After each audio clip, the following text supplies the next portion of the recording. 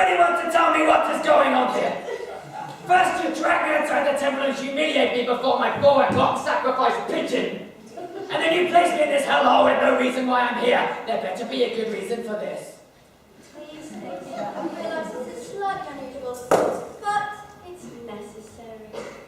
Fine! But mind my robes, they're worth more than your education. You're being recorded by Dick Spencer. We just need to ask you a few questions about the crucifixion of Jesus of Nazareth. Jesus of Nazareth? Why would you possibly want to talk about Jesus of Nazareth? CSI take crucifying an innocent man very seriously. Innocent? You think he was innocent? Ha! Any reason to think he wasn't innocent?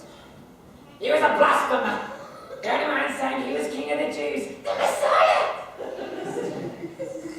He was an abomination.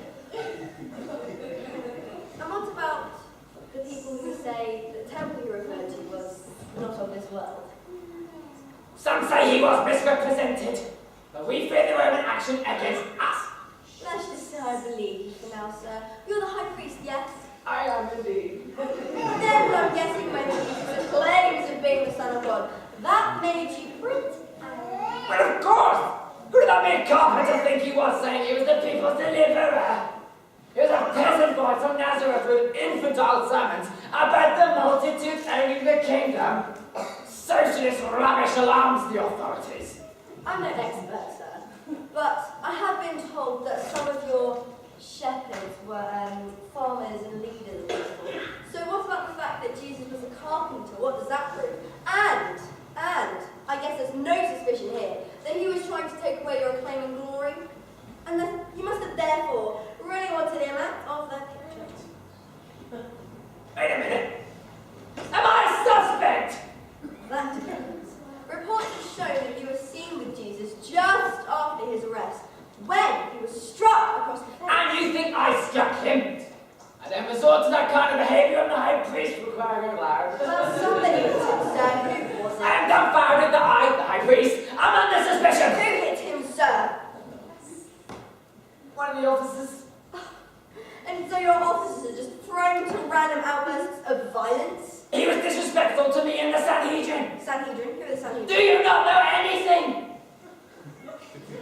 We are the elders of the people, we are the scribes and we are the priests. We are an elegant way of Jewish finery crafted by the Creator himself. So Jesus was brought before the Sanhedrin after his arrest. Correct. Why? He needed to admit his blasphemy before the council. Son of God. But you already knew that, didn't you? So why make him say something that you already knew was to be true? He needed to admit that blasphemy before the council. What makes you think that was blasphemy? Why couldn't you just believe what he was saying was to be true? He could have very well been the Son of God for all we know. That's absurd. Is it? From what I hear, you fulfill prophecies like none other. Do not speak of what you do not know. Enlighten me, Caiaphas. Tell me, you're a man of scripture, so where did Jesus fall short? Well, he was not the Son of God! Do you think the Son of God would come to earth to spend time with the lame and the lepers and the demoniacs instead of in the temple? That he would have the audacity to say that tax collectors and prostitutes could be forgiven. Only the pure may stand before God. It hasn't occurred to you, perhaps, that God may care so much for his people that he wanted to make them pure rather than just leave them. Have you been talking to my colleague, Joseph of Arimathea? He's sympathetic to that idea.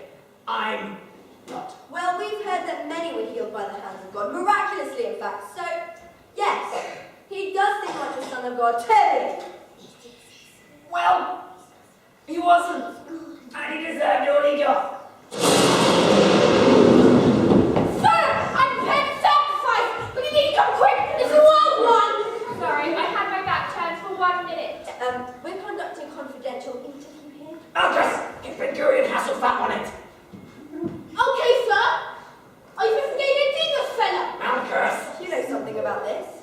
Yes, I do. This is amazing.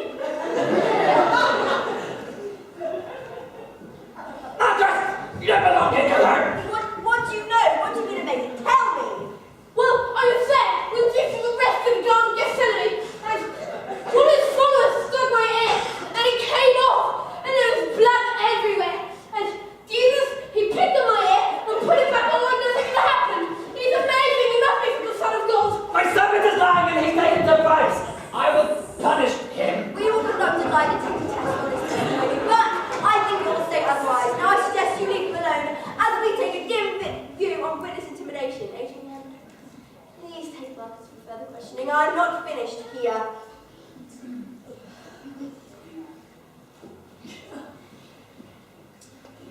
Now.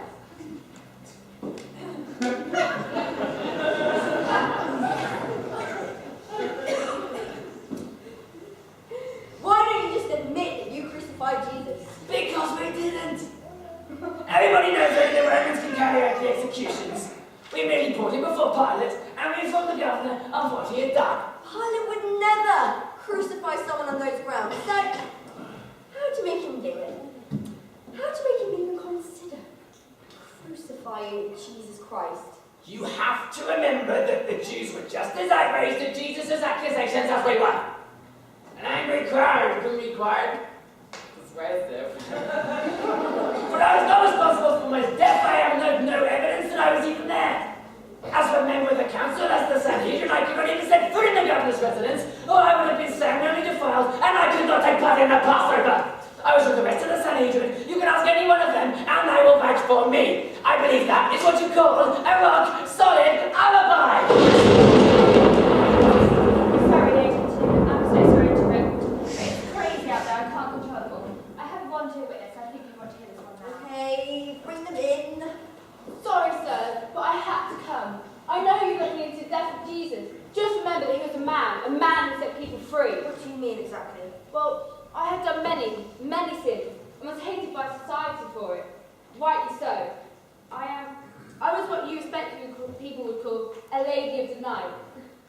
And they were going to stone me, but Jesus told them, let who is without sin cast the first stone. And he forgave me. He told me to go and sin no more. Listen, what man can take my guilt away? What man can make the bad things of my past seem to disappear? No one. And yet, I have never felt so clean. That's a final insult!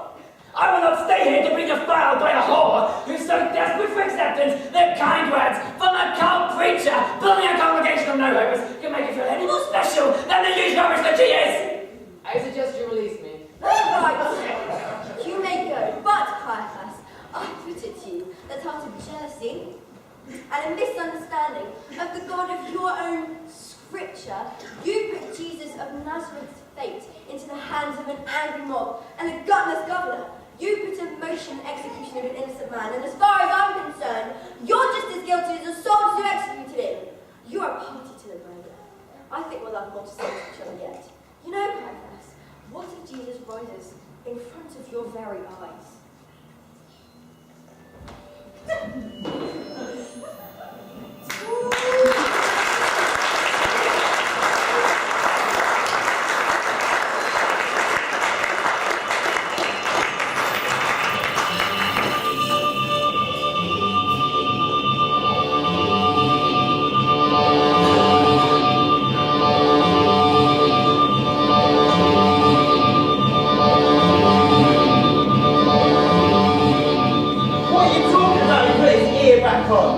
Miracles? No, forget that. That's a waste of time. Go and speak to Mary. Go and speak